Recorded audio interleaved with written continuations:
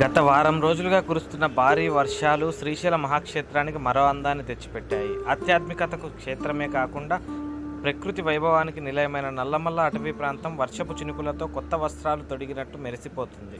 పచ్చటి చెట్లు వర్షపు జలబిందువులతో అలంకరించబడి గాలిలో తేమ పరిమళం వ్యాపించి యాత్రికులను మంత్రముగ్ధులను చేస్తుంది. ప్రకృతిలో ముద్దులొలికించిన ఈ ప్రాంతం ఇప్పుడు అరుదైన దృశ్యాలకు వేదికైంది. ఘాట్ రోడ్డుపై వాహనం నడిపితే మేఘాలు కిందకు వాలి కొండల మధ్య సేద తీరుతున్న దృశ్యం మనసుకు హాయిని ఇస్తుంది. ఒకవైపు మెలికలు తిరిగే రహదారి, మరోవైపు లోతైన అడవి లోయలు, మిగిలిన పక్కన పొగమంచుతో కప్పుకున్న కొండలు. ఈ దృశ్యం కల్లారా చూసిన వారికే అర్థమవుతుంది.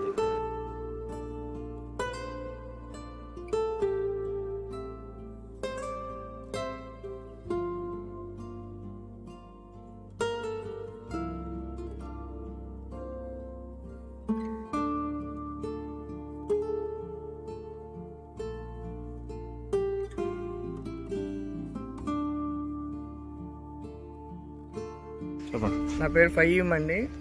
మాది విజయవాడ దగ్గర తుమ్మలపాలెం గ్రామం. మేము నిన్న వచ్చాం శ్రీశైలం. వచ్చేటప్పుడు వాతావరణం చాలా బాగుంది, క్లైమేట్ అది చాలా బాగుంది. ఏదో ఒక ఊటీ, అరకు వెళ్ళినట్టుగా ఉంది. వాతావరణం చల్లగా, కొండలు అవి చూస్తున్నారు కదా, ప్రాంతం చాలా చల్లగా నిదానంగా బాగుంది. స్లోగా బాగా ఘాట్ రోడ్లో వచ్చాం.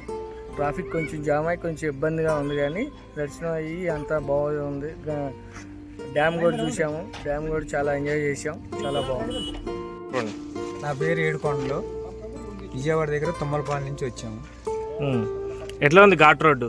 ఘాట్ రోడ్డు నేను వెళ్ళేటప్పుడు బాగానే ఉంది, కానీ ఈరోజు వచ్చేటప్పుడు మాత్రం రాత్రి నుంచి కొంచెం వర్షం పడుతుంది. మబ్బులు బాగా కమ్మేసి కొంచెం చీకటిగా ఉంది. ట్రాఫిక్ మాత్రం ఘాట్ రోడ్డులో ట్రాఫిక్ బాగా జామ్ అయింది.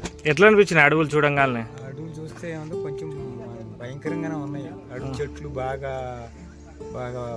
పచ్చదనంగానే, చెట్లు బాగా ఈ వర్షాలకి చెట్లు బాగా పెరిగినాయి. ఎన్నోసారి రావడం శ్రీశైలం? నేను రెండోసారి. ఇక సేమ్ ఘాట్ రోడ్లో జంతువులు కనపడడం కానీ అట్లా ఏం లేదా? అయ్యేం కనపడలేదు.